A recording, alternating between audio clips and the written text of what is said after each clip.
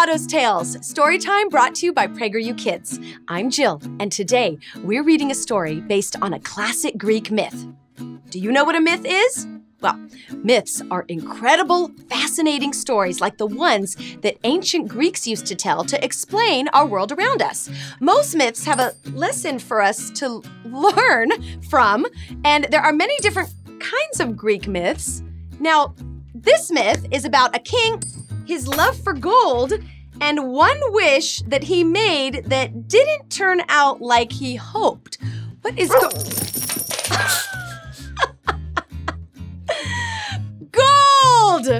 Gold! Very clever, Otto.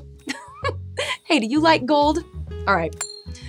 Let's read and see if we can figure out what this myth's lesson teaches us. King Midas and the Golden Touch. Once upon a time, there lived a king named Midas. He lived in ancient Greece, and he loved three things in his life: his little daughter, his garden, and gold. He was a kind, hardworking king, but he also had a tendency to want many things that others around him had. Why don't I have 10 horses like my neighbor?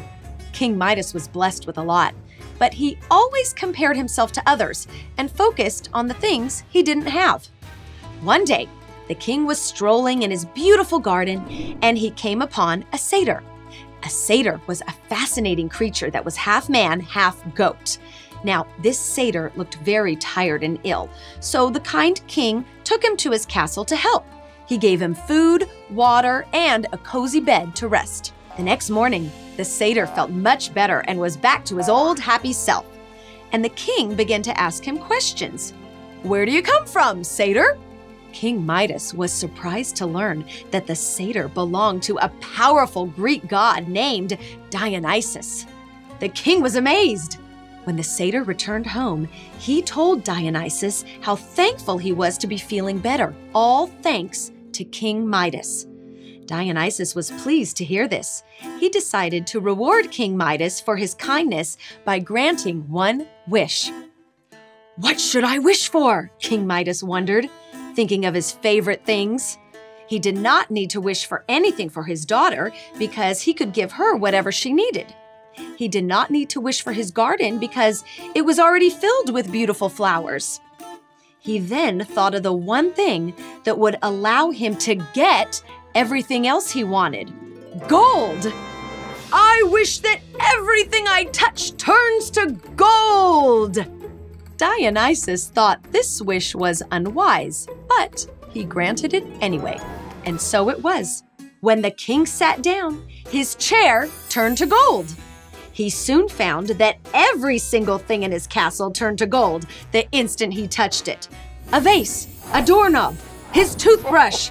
He was so happy, he decided to celebrate with a grand feast. When it was time to enjoy his party, he grabbed the most delicious food on his table and was shocked when the bread turned to gold in his mouth. He tried taking a drink of water, but it also turned to gold. King Midas then became very scared. What would he do if he couldn't eat? He started to realize what he had wished for. Now very sad, the king wandered outside to his beautiful garden.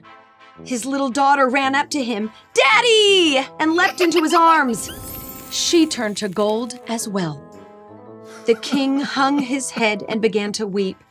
His tears even turned to gold the moment they touched his cheek. "Dionysus!" the king cried out. "Please take my wish back," he begged. Miraculously, the king's new wish was granted, and his daughter and garden and life instantly returned to normal. And King Midas suddenly stopped caring about what other people had and was thankful for all he had for the rest of his days. The end. Now, can you guess what the lesson in this story is? The myth of King Midas reminds us to not be jealous of what others might have and to always be appreciative for the blessings we do have. Otto, thank you. I appreciate you. We can all work for and enjoy our favorite things in life. toys, flowers, gold.